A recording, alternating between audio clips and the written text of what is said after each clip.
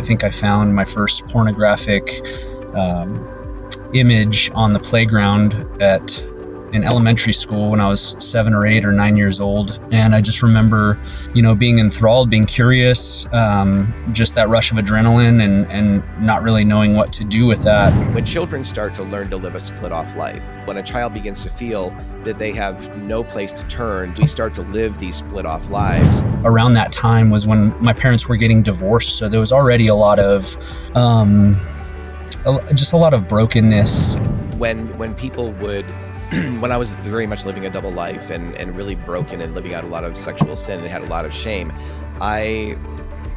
even when people would affirm me or bless me or love me or whatever, the thing that I felt all the time is, that's nice, but if you only knew me. I learned to manipulate from a very young age, and the divorce kind of allowed me to do that and kind of set the stage for me learning how to live a double life. I know what I can get away with at dad's house. I know what I can get away with at mom's house. The idea that somehow divorce is just easy for kids or it's not that big of a deal is bullcrap. Divorce is horrible. It's traumatic, it's tragic, and I truly believe that divorce grieves the heart of God. If we would begin to open up our hearts, there's so much opportunity for change and transformation. We may feel like in the time that he's punishing us or he's being harsh with us, but he's only being as harsh as our behavior and our resistance requires. I was 23 years old, and I, like you had mentioned, I had prayed the sinner's prayer leading up to that. I had rededicated my life prior to that, but this time it was real. And this time it was, okay, God, I'm ready. Welcome to the Love and Truth Network podcast, your guide for hope and healing in a hurting world searching for truth. Here we explore God's extraordinary design for biblical sexuality, identity, and authentic community. You'll be impacted by incredible stories of transformation, practical wisdom from pastors and counselors, and the power of God's grace that changes lives.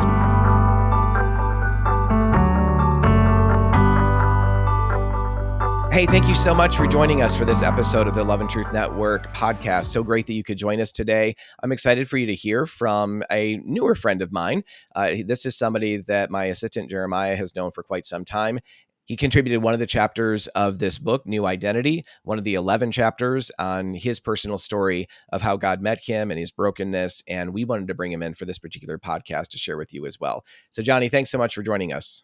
Let's just start off with you sharing some of your story with our audience. My name is Jonny Tillery, and I'm 37 years old. I'm a father of 4, a husband of a little over 12 years now, and recovering Christ follower from some serious sexual brokenness that started at an early age for me. I think I found my first pornographic image on the playground in elementary school when I was 7 or 8 or 9 years old. Mm-hmm. And I just remember, being enthralled, being curious, just that rush of adrenaline and not really knowing what to do with that. I tell in my story in the book that I took that image home to my babysitter and I was just excited to share it with somebody. And I was kind of just met with a little bit of, hey, don't do that. And, not really much conversation. I don't even think he told my parents. And so, growing up, nobody had to tell me to be attracted to the human body. I just was, and that door was opened. And unfortunately, around that time was when my parents were getting divorced. So there was already a lot of, just a lot of brokenness and a lot of confusion and a lot of questioning about my identity and about a lot of things. So I was prone and vulnerable to attacks on my sexuality and who I was. So Jonny, talk about that for just a little bit in terms of, so when, do you remember how old you were when your parents actually did file for divorce? Yeah, the divorce was finalized when I was 9 years old. Okay, so you're 9 years old, and so this event on the playground where you found this pornographic image was before then. But what was kind of going on in your home? I mean, obviously, if divorce is happening, then the environment probably isn't very peaceful. Like what, and also, were you an only child, or did you have siblings around you at the time as well? Yeah, I have two older brothers, and during that time, my parents were separated, I believe, and they're both Christ followers, and they're both amazing, loving, generous people. I'd never had any question of whether or not they loved me, Mm-hmm. but they were both broken in their own ways, and they would admit that. I want to make sure I honor them, but Yes. just be a truth teller at the same time. They both had their own pursuits and their own identity questions and crisis that made them vulnerable and susceptible to relational brokenness that ultimately culminated in divorce, which, looking back, I don't know if both of my parents would have survived if they didn't. So it was probably the best thing. But again, I may be oversharing stories that Oh, aren't that's mine. okay. Regardless of what happened in terms of moving forward and talking about yourself, I don't know. I would love. I don't want to put words in your mouth at all, but I do know, based on the idea that so many times I read about people that just kind of consider divorce to not be that big of a deal, or that kids are resilient and they bounce back, and and it's better for kids that you get a divorce. I understand in some situations that if neither person will give, and if even if one person in the relationship won't really work on their issues and their stuff, it can make a very volatile environment for kids to grow up in. But the idea that somehow divorce is just easy for kids, or it's not that big of a deal, or it's a perk, you get to go to two different places on Christmas. I mean, all that bullcrap Right. is just that. Really, talk about a little bit before you move forward about just the impact of what the divorce was like for you. Yeah, it was horrible. I didn't get a lot of attention that I probably needed, especially as a person who naturally has a pretty rebellious spirit. You tell me not to do something, and that's the very thing that I'm going to want to do. Right. And so just divorce is horrible. It's traumatic. It's tragic. There's a reason that God says what God has put together, let no man separate. And I truly believe that divorce grieves the heart of God because of how badly it damages the two involved and families, and it just causes havoc and trauma in families, and it certainly did for me. It was painful, and a lot of the things that happened during that time, I didn't even get to until a lot later in life, and that was hard. I learned to manipulate from a very young age, and the divorce kind of allowed me to do that, and kind of set the stage for me learning how to live a double life. I know what I can get away with at dad's house. I know what I can get away with at mom's house. Yeah, there you go. I know what face I need to put on here, and I know what mask I need to wear over here. And so, yeah, it was hard, and it was ugly, and it was, and I have compassion for my parents too, because I know that they were deeply wounded by it as well. Yes, absolutely, for sure. And you mention, I talk a lot about this as well. You mentioned the idea of learning to put on one face here and one face at mom's place and dad's place. And what I learned in growing up in my home, my parents did stay together, but what I learned is I behaved one way in front of my parents and at church, and then I behaved in a very different way when I was kind of off by myself, and certainly pursuing pornography and those kinds of things and sexual things, in the neighborhood, etc. But I find that one of the most damaging things for kids is when they are in situations where they don't have an outlet, and they don't have somebody. I was just talking about this a moment ago with somebody else. They don't have someone who is intentionally, especially a dad, shepherding the hearts of a son or even a daughter. And that we're in an environment that, and I would love you to speak to this too.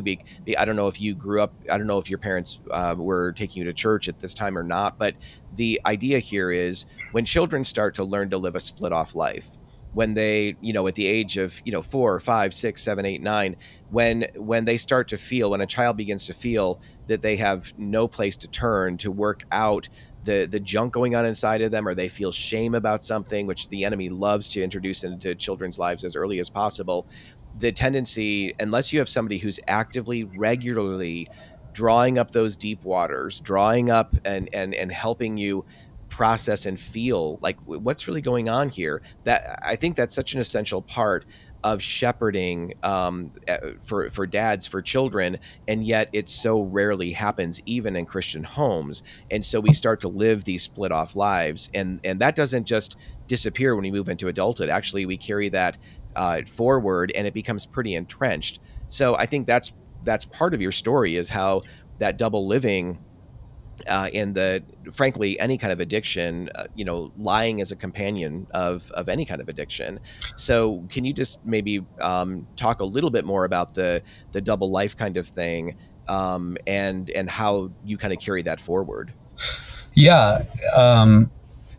I just agree with everything that you just said. And I think part of the value of the family staying together is consistency, right? And a foundation of consistency, especially through developmental years as a child. And I just didn't have that. To your first point of a father being very lovingly invested in drawing out those deep waters, I think my dad wanted to do that. I think he truly desired to do that. But he was caught up a lot in his other pursuits as a very extremely successful businessman, recently divorced.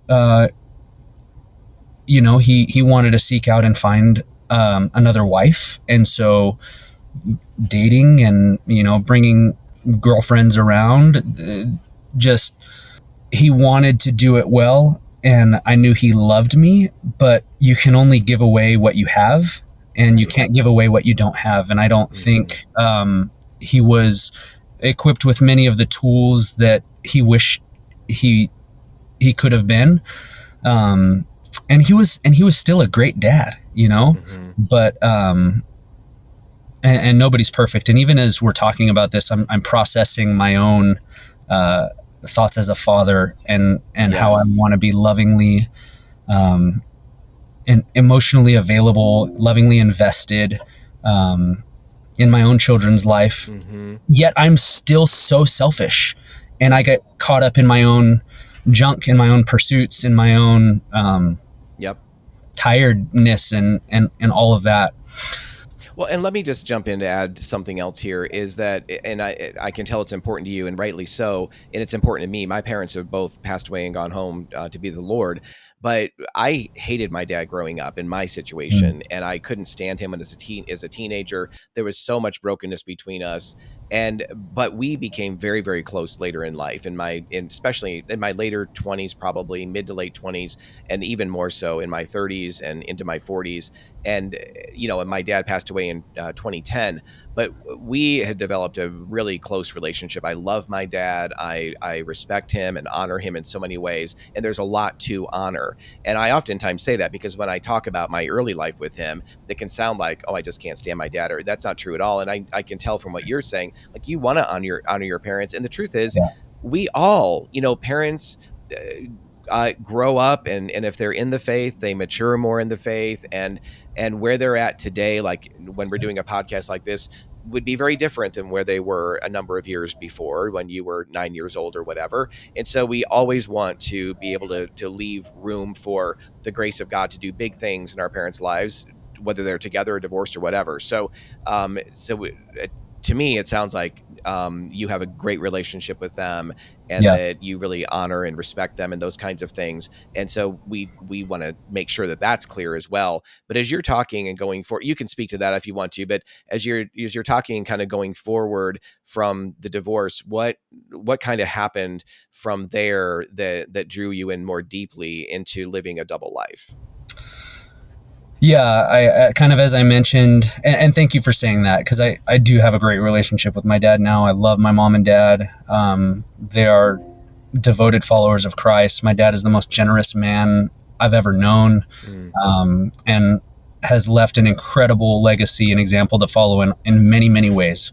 So, yes, thank you for saying that, and making room for that. Going back to the double life, yeah, just kind of like I said, going from mom's house to dad's house, I knew how much freedom I had at dad's house and what I could get away with there. And I knew what I could and couldn't do at mom's house, and the ways that I would have to, manipulate and get around the rules. And a lot of the times, mom and dad were working. Growing up, going to school, I spent most of the time at my mom's house, and she was getting her PhD. Right after the divorce, she was finishing up her PhD. She was working as a professor at a university. A lot of the time, I was kind of being, in some ways, being raised by a babysitter. And a babysitter's job is not to invest and, really shepherd a heart, but their job is alive, basically entertain, keep you alive, right? All of that stuff. And so, just always pushing the limits for me. Getting away with what I could get away with, and just wanting to do things my own way. A big part of my testimony is not understanding the heart of God and seeing him as a cosmic killjoy who wanted to ruin all my fun. Yes. And throughout my life, that's what rules were. They were designed to ruin all my fun, because obviously the things that I want to do are great and fun. But what I've come to realize is that I actually suck as the CEO of my life. And God is a good father who wants to keep me from pain and keep me from misery and suffering. And he knows that us going off and doing our own thing in our own way only ends one way every time. And so, yeah, from a young age, living the double life, wanting to please my parents. And I've always been a performer. I've always been someone who, I can't stand it if you don't like me. I want you to like me. So I'm going to perform. I'm going to put on a mask, and I'm going to do my best to impress you, because then if I can get you to like me, then maybe I'll like myself, or I'll feel valuable or worthy of love, or any of those things. And so Jonny, on that point, I'm wondering, I want you to pick up right there after this, but I'm wondering, for me, when people would, when I was very much living a double life and really broken and living out a lot of sexual sin and had a lot of shame, even when people would affirm me or bless me or love me or whatever, the thing that I felt all the time is, that's nice, but if you only knew me. I mean, so there was never anything about the love that was coming my direction that would ever settle or land or be sustained. I might experience it for a moment, but it was immediately swallowed up by this sense of, yeah, you wouldn't want to have anything to do with me if you actually knew me. So do you recall any of, it might not be anything I just said, but for yourself, did it feel like that was actually satisfactory when you could get people to really like you by kind of whatever, doing what they want to do or coming across in a way that seemed cool to them or what have you? Did that really satisfy you, or was it pretty short-lived? So no, I mean, right. It's always short-lived. The praise of man, or the satisfaction of getting a woman to fall in love with me or sleep with me or whatever, it's always very short. It's an empty dead end. And but it took me so long to realize that. I thought I must be doing it wrong. It must be the wrong woman. It must be the wrong people. Maybe if I could get, and that's how addiction works, right? Yeah, it is. It's deeper and deeper and deeper, and you follow the rabbit trail. And every time it leaves you empty. I don't know that I was able to process that in real time, because it's all I knew. It was my medication. It would make the pain go away for a little while, which was better than the shame all the time. Yeah, and when we're in the midst of it, we're not connecting the dots. Right. So yeah, and that was the path for me. As I continued to grow up through my teenage years, porn was something that I did, in secret by myself, and eventually wasn't enough, and wanted to start acting out with people. And so I would date girls and try to get them to fall in love with me, and eventually sleep with me. And, and that didn't answer the question inside my heart either. But in my broken thinking patterns, like I just mentioned, it was like, oh, well, she must not be the one. Mm-hmm. So I've got to continue my pursuit of the one that will finally fulfill me or do it for me or whatever. Yeah. And like we just said, that's an empty, it's like opening up a Christmas present and it's empty. It's just an empty box every time. Yeah. So how did things kind of advance for you from, maybe through high school, and then I'm assuming you went on to college, maybe not, but what kind of happened in your late teens and into your 20s in terms of your relationship with God?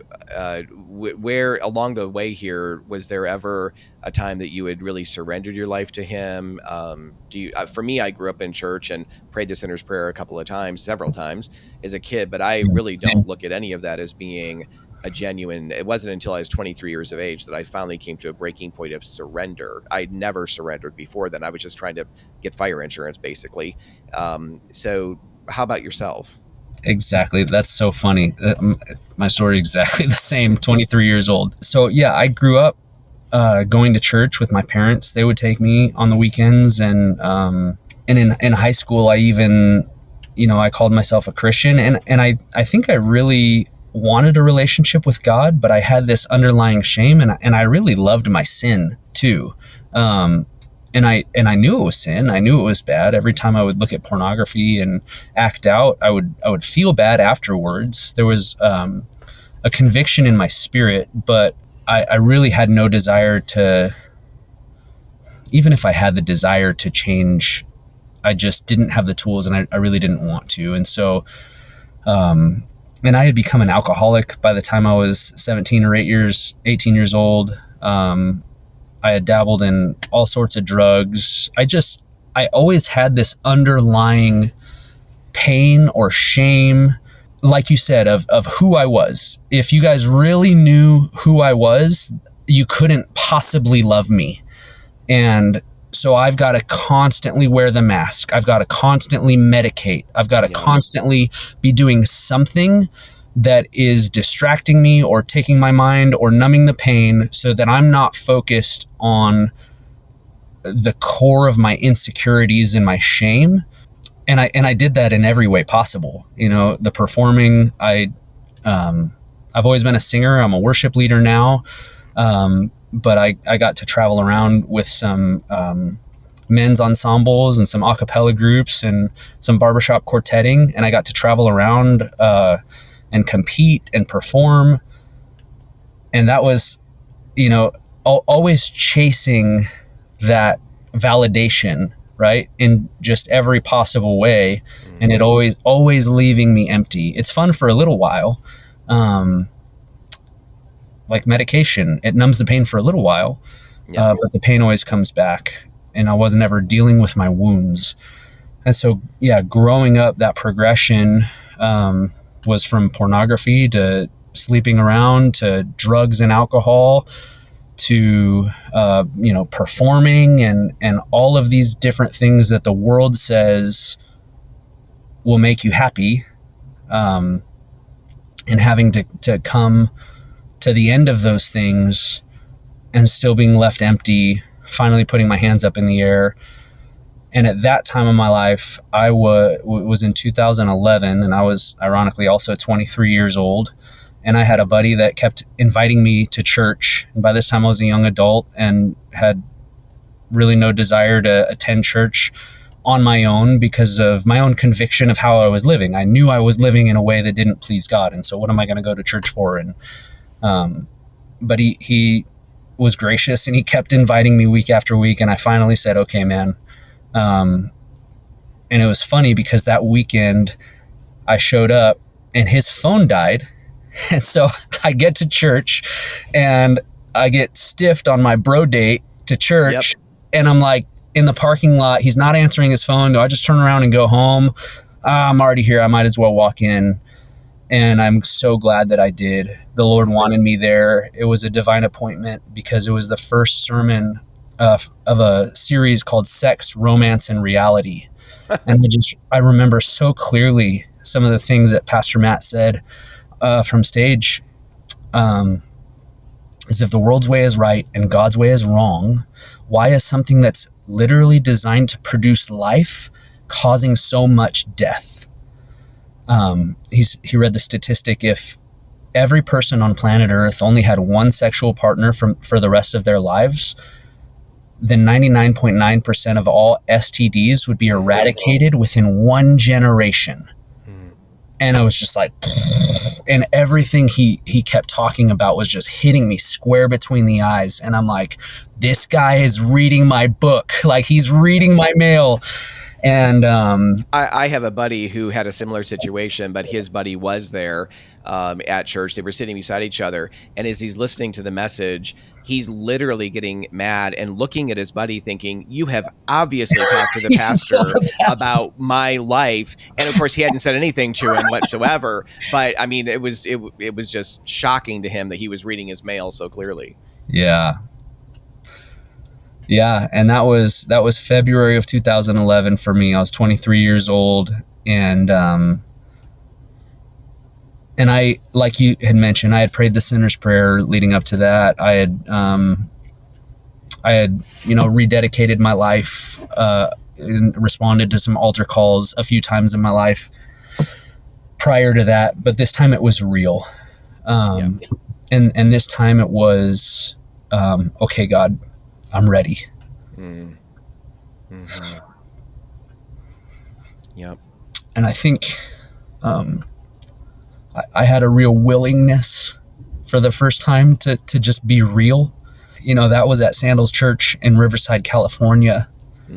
And their vision that I'm so grateful for is authenticity. It's real with self, real with God, real with others.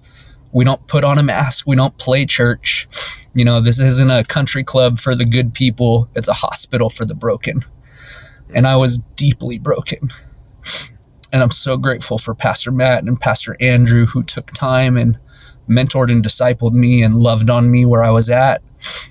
And I still had so far to go. Oh my gosh, I had so far to go. And there were deep, deep layers that the Lord needed to peel back.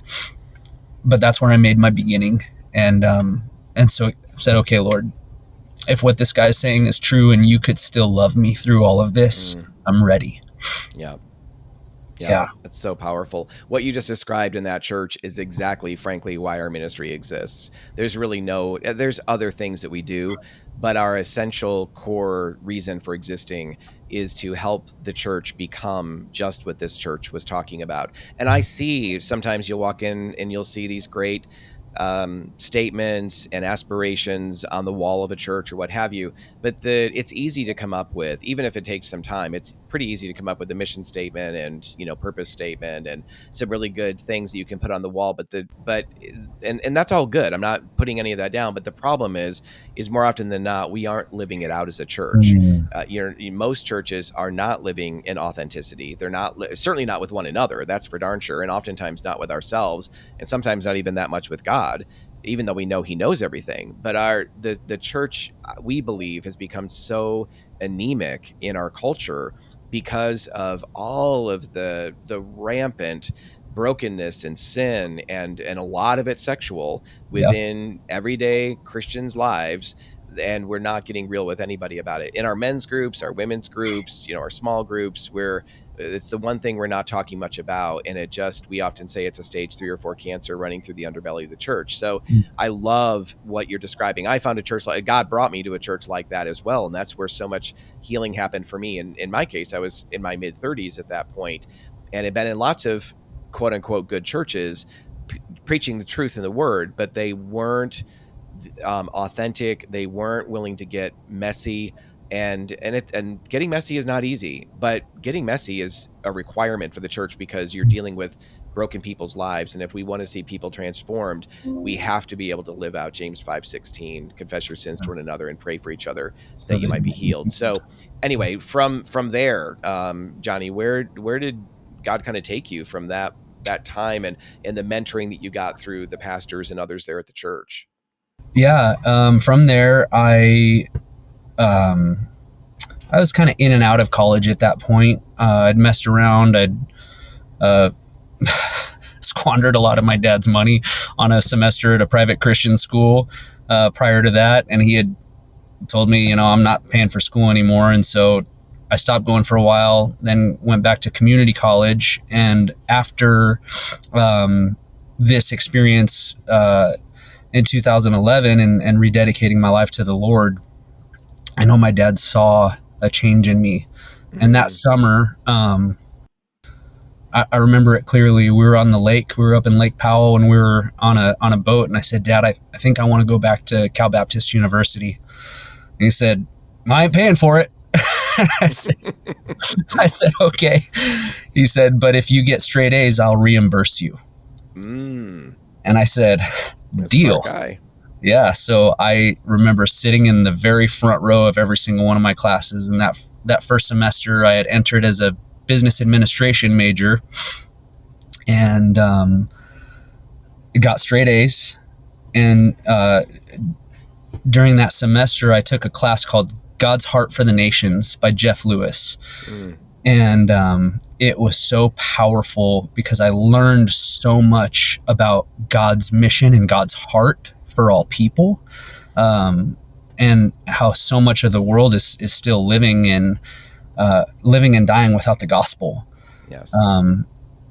And so that kind of rattled me quite a bit. And I changed my major from business to Christian studies, basic Christian ministry degree.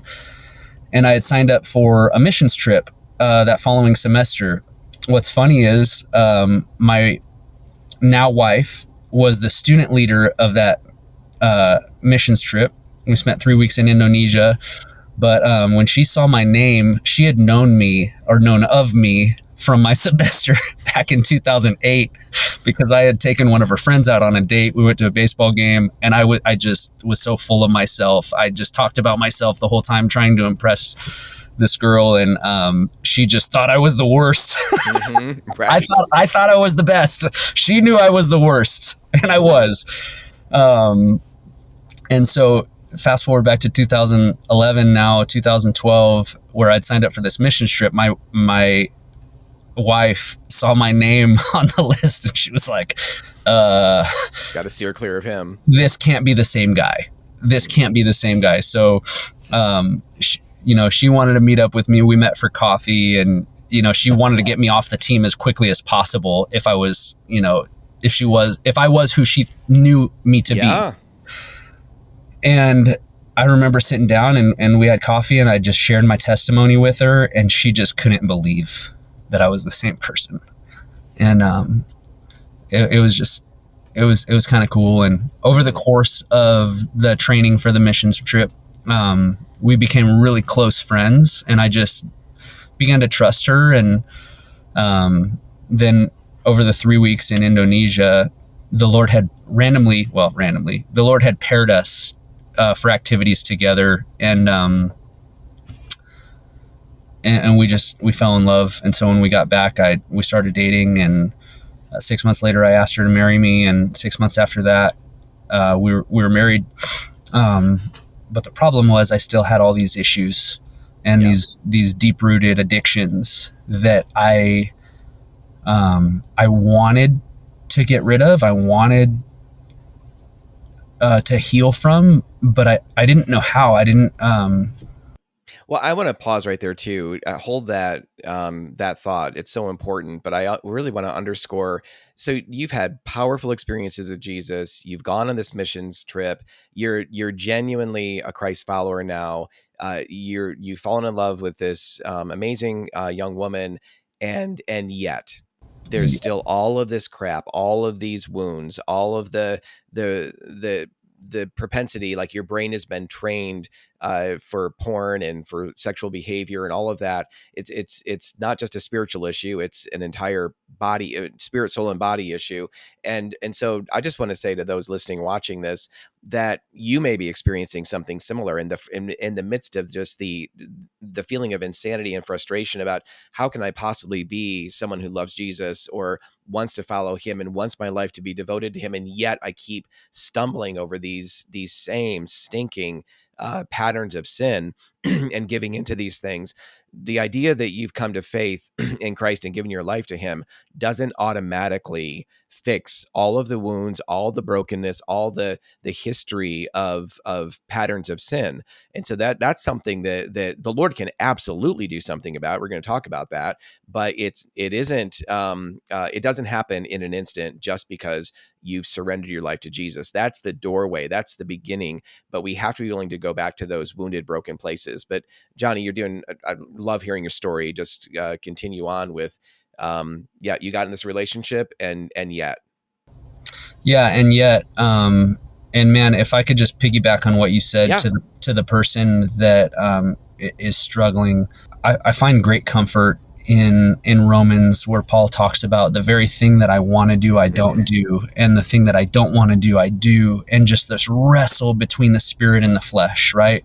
Paul, a person who wrote half the New Testament, one of the greatest of all time when it comes to missionaries and just followers of Jesus, that same guy talks about the wrestle with his flesh and his spirit, and not to encourage that or to even to justify it, but to give you hope and comfort. And I would wrestle and question my salvation. I would think, how can I call myself a follower of Jesus? How can I be a Christian and still do these things over and over and over and over again? And I remember one of the guys that mentored and discipled me, Pastor Andrew, he said, listen, bro, people who aren't saved aren't worried about being saved. The fact that you're worried about your salvation is actually evidence of salvation. People that and also our misery of sin. Yes. I felt like, I'm just living this debauched, disgusting life, but I was miserable in my sin. It wasn't just that I knew that what I was doing was wrong. I knew that as a kid growing up. I was religious. I knew what was right. But now there's the witness of the Spirit is now within me, and there was a battle, a war going on, and I was miserable living out patterns of sin. I think that's also evidence of something genuine. I mean, you don't want to stay there. That's not a fun place to be at all. But that's part of coming through these addictive patterns. Absolutely. And what you said kind of leading up to this is exactly right. Is I had trained myself to live a certain way for so long. I had my comfort. I had my blankie, right? That I would run to when things went wrong, or to celebrate things went right. And later in Romans, Paul talks about being transformed by the renewing of your mind. Yes. Well, I had had an authentic conversion experience where, the Lord's presence met me where I was at. And yet I still had all of these broken thought patterns and all of these broken beliefs, even about myself and about the Lord. There was a lot of undoing that needed to be done, and a lot of retraining that needed to happen, and some discipline that needed to be learned as well. And so over the course of the next few years, the Lord began to work on some of this stuff, some of my struggles, one at a time.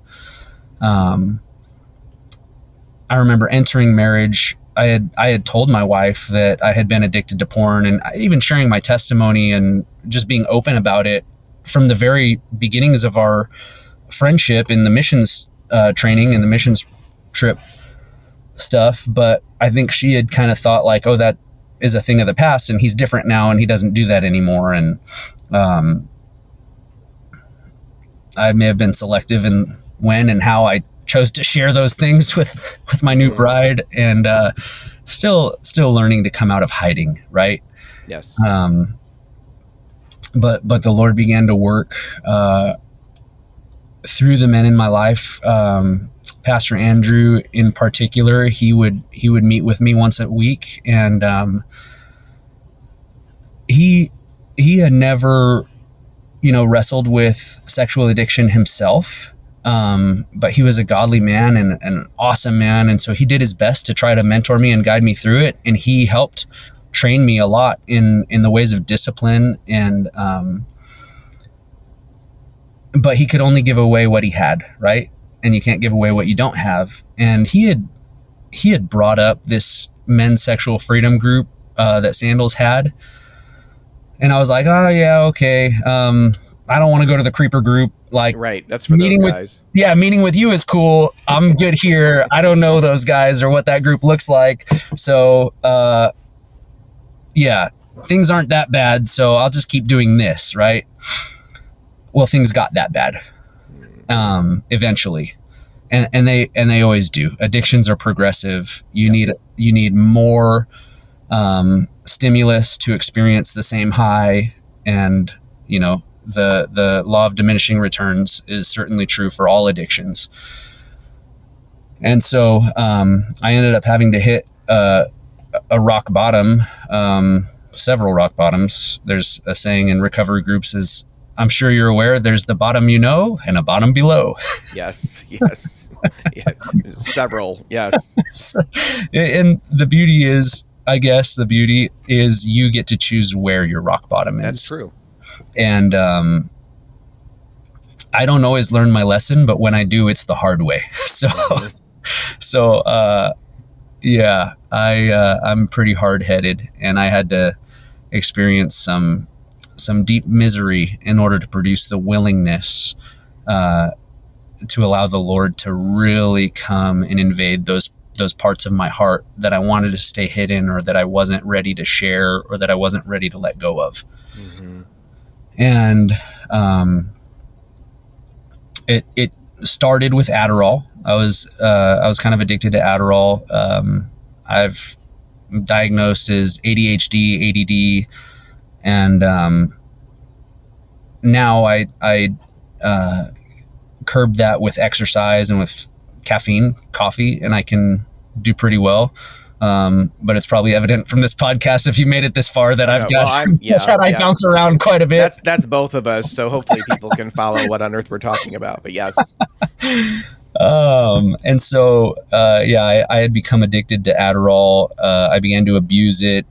At first, it helped me get through college, and naturally, I can't sit down and just write a 12-page essay.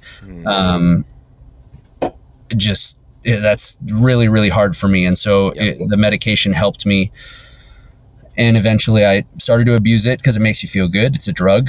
And then it got out of control, and I had to hit a rock bottom where I lost a job, actually working for one of my dad's companies. So that was very humiliating and embarrassing. But the Lord used that to remove the Adderall from my life. I would still call myself an alcoholic, although I wasn't drinking all the time. When I did drink, I would drink a lot. And I had built up a big tolerance at that point in my life. And my wife didn't grow up drinking. Alcohol wasn't a part of her family or her life. But when I did drink, I felt like I needed to get a really big bang for my buck. And so I would, when I did drink, I would drink a lot, you know, and for me, 1 is too many and 15 isn't enough. Yep. And, after the Lord graciously and difficultly, removed the Adderall, the alcohol was up next. And it unfortunately took me getting drunk, and kissing another woman to remove that from me. And that was something that I would thought and said that I would never do. I would never cheat on my wife. That's a line that I would never cross. And the thing about addictions is you cross those lines. Yeah. You eventually do. It's not if, it's when. If you continue down those roads. And so, but the Lord was gracious in that, even that my wife Kelly worked through it with me, and she wanted to work towards reconciliation. She could have quit. I'd put her through a lot with the alcohol and the Adderall and the porn at this point. But in she also America. wasn't just like, oh, it doesn't really matter, or I don't, Oh no. I mean, you got your butt kicked, I think, right? Oh yeah, Yeah. dude. Kelly is she is a strong woman, Mm-hmm. and she loves the Lord, and she does not have a high tolerance for BS. Yep. And so it wasn't like, oh, I forgive you, everything is going to be okay. Yeah. It was like, you need to figure your stuff out, or I am out of here. Mm-hmm. And I remember she kicked me out, and I lived in my buddy's little closet for about a month. Um, and it was at that time where I was really ready to get the help that I needed. And the group that Pastor Andrew had mentioned to me on more than one occasion, I finally became willing to go and see and find out what it was all about. Um, and that Another great was example of how we get to choose our bottom, right? right. Like God gives us so many off ramps, and I did the same thing. I'm like, no, I'm gonna let that pass by. I'm not ready. I'm not, whatever. It's for those people. I mean, whatever the case is. Then finally, yeah. I mean, he keeps turning up the heat until we're on the verge of losing everything. Yeah. And I was. And so as Kelly and I had met, we sat down and came up with some boundaries and some requirements. And I think that was actually one of the requirements that she had of me, was to attend a group. And I had no qualms about it. I know some guys show up to groups like that, to NA or AA or SA, or groups like Revive 40 or this men's sexual freedom group that was offered to me at Sandals. Some guys show up just because their wives force them to, and Yeah. inwardly they're really not ready. They're just there to check a box. Mm-hmm. It was both for me. My wife demanded it, and I was ready. Yeah. I had come to the point in my life where,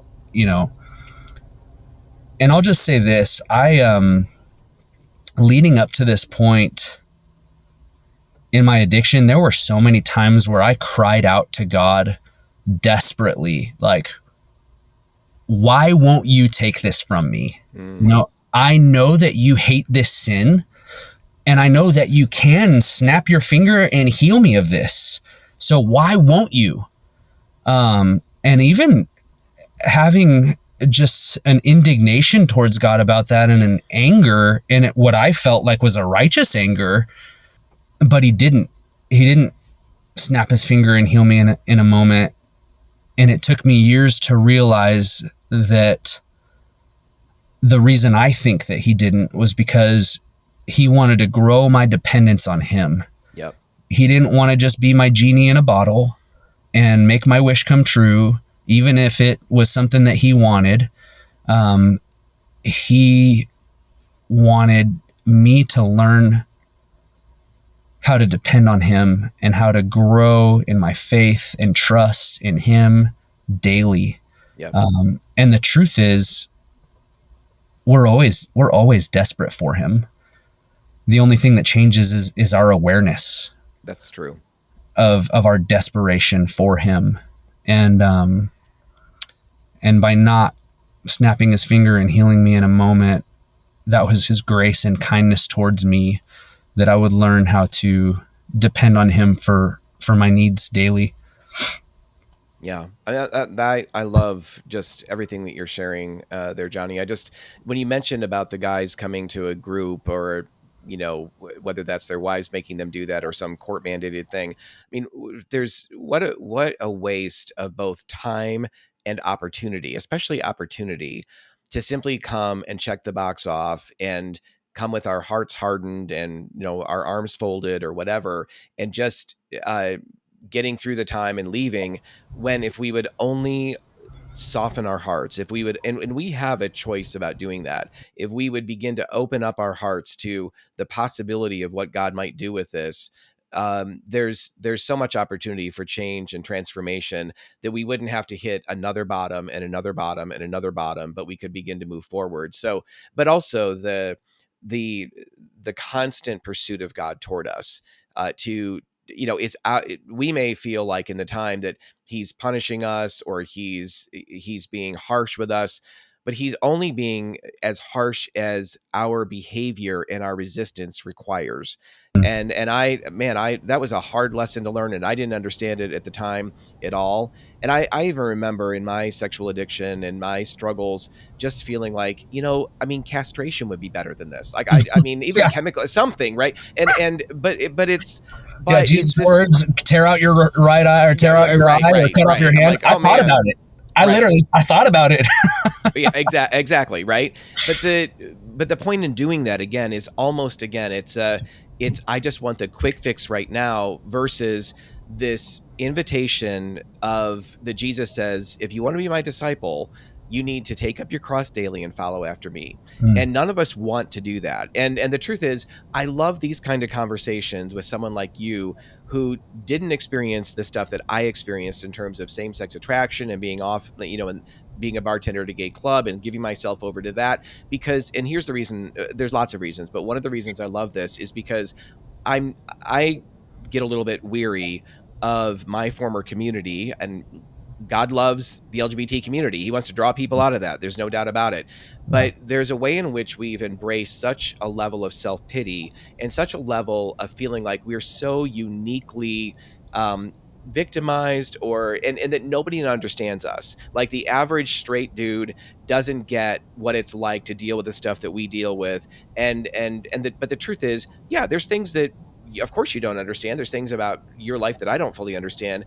But the truth that you're describing is these years and years of struggle and battle that are on par with anything I've ever wrestled with in terms of the magnitude of it, the just the wallowing in the pig pen and the misery that comes along with that we can all experience that regardless of what our background has been. And so this idea of learning, like I look back now and I think you're in the same place where I just show up and wave your wand, give me the genie's lamp to rub the right way and give me my three wishes or whatever. And one of those would certainly be take away homosexuality and give me, or same-sex attraction and give me heterosexual attraction. But I know now looking back that I would have missed so much Mm, maturing and nurture and even becoming a man made in God's image, leaning into that more. What does that even look like? What does it look like to be, now I get to be a biological father and oftentimes a spiritual father? I mean, it's crazy to me about how the way that God has turned all of this around for good. And of course, I'm still very much a work in progress. You mentioned yeah. selfishness. It's certainly true for me. But the idea that God can take all of this junk, and for the person listening to this, or the person listening, and maybe you're not in the same place, but you have a son or daughter or other friends or whatever who are not giving up hope. That's another thing I look back Mm, on. It was my mom's prayers, especially my mm, dad too, that were, I know those were somehow in the mystery of how God uses prayer, that those were a thread through my rebellious, chaotic, yeah. totally depraved and broken life that also drew me back to a place of finally coming to sanity on the side Mm. of an interstate at 23 and giving my life to Christ for real. So I don't know, what are your thoughts about anything that I'm sharing there? Just so good and so true, and I resonate and relate to all of it. Yeah, the broken attractions are broken attractions. Yep. And I had an extremely broken attraction to the female body. The female body was my god for so long, and it's no different than the male body being one's god, or And it goes deeper than that, right? It also, right. that's true, that like that's the symbolic nature of it, and obviously has definitely a power of its own in terms of lust and cravings, bodily release, all of that. But at the end of the day, there's so much that's deeper. I feel like what we're talking about there in terms of bodies, Yeah. true, but also kind of the tip of the iceberg. Underneath is this mammoth kind of mountain of emotional need, a desire to be pursued, a desire to be able to win someone's heart, a desire to feel something about ourselves that we don't actually feel. And a lot of things, a lot of it, I think, is we often say that we meet legitimate needs that God has given us in Mm, illegitimate ways, right? And absolutely. I think that's a part of this whole mess, is learning how to meet those legitimate ways in a way that is truly legitimate, but it's not on par with these addictive, sensational, instant rush kind of experiences where Right. we have used the flesh to be inflamed, our own flesh to be inflamed by somebody else's, etc. The journey that Christ invites us on is something that is so much more deeper, so much more deep, and so much more wholesome. Yeah. But it takes a while for our bodies and minds and brains to be retrained on the reality that this is so much more beautiful and stable and wholesome than this other junk that I was pursuing for so long. Right. Absolutely. Yeah, I think I was just saying that to kind of Yes. to just connect, right? Yeah. You know, there's so many similarities. There's some differences, but there's so many similarities. And I had a spiritual problem that I took physical solutions to Yes. that could never work. And the spiritual solution is hard in a road that is not easy. You know, Jesus says, "Come to me, all who are weary. My yoke is easy and my burden is light." But it's a journey and it's work. Yeah, it is. And you know, you look at the imagery of a yoke. Even you're still alongside. You're next to Jesus, plowing a field, doing work, being yoked. Yep. And it takes discipline and commitment and hard work. But the results are so worth it. I mean, So worth finishing out that analogy, like, you can't have a crop that's going to feed you and supply for your family, etc., if we're not willing to get in and be yoked to Christ and plow up the fields of our life and allow him to get in and really intervene. Well, Jonny, I've loved this conversation. It'd be fun maybe to even have you back on again to do some further exploration of some of these things. But thank you for contributing also to our men's testimonial book, New Identity. We appreciate that. Appreciate you. Thanks for sharing with our audience. What an honor. Thank you so much for having me. And I'm grateful for the work that you're doing. And God bless you. God bless the Love and Truth Network. Thank you. Thanks so much. Well, let's just pray real quick. I don't usually wrap up our podcast with prayer, but I feel prompted to do that. Lord, I want to pray for those who are listening or watching this podcast, that whether it's when it's first released or months or years down the road, God, I pray that for those listening who are feeling hopeless, who are feeling bound up, who relate to a lot of what Jonny has talked about, what I've talked about, that Lord, we know that you're able to intervene and break through, but we have to be willing to say yes to your steps, to your next direction. And Lord, we have to find that bottom. But Lord, thank you that you give us so many off ramps from our sin and our brokenness. Would you lead the people listening to this or viewing this to churches and groups that would be able to really walk with them in a way that is loving and gracious and truth-based, that they can find a church that practices that reality of living both in truth and in love.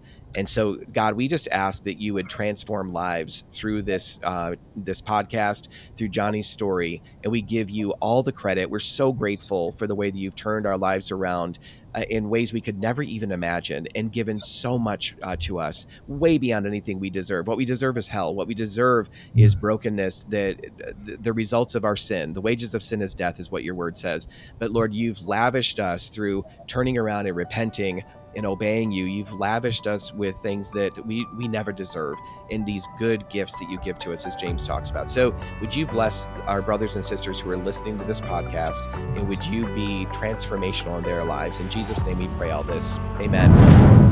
Hey, thanks so much for joining us for the Love and Truth Network podcast. We hope that the stories and insights shared have ignited in you a sense of God's powerful love for you and given you encouragement for your own journey toward relational and sexual wholeness.